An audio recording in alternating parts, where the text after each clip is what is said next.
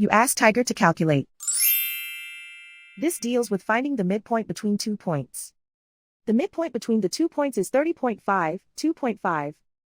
Let's solve it step by step. Plot the 2 points and calculate the midpoint using the formula. The coordinates of point 1 are x1 equals 88, y1 equals negative 71. The coordinates of point 2 are x2 equals negative 27, y2 equals 76.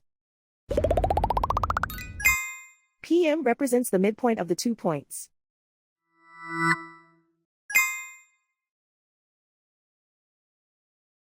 Use the x values in the midpoint formula to find the midpoints x. x1 equals 88.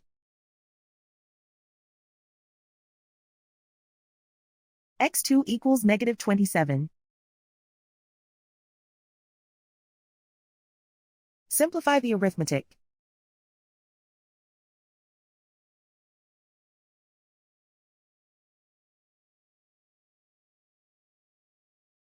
Use the y values in the midpoint formula to find the midpoints y. y1 equals negative 71. y2 equals 76. Simplify the arithmetic.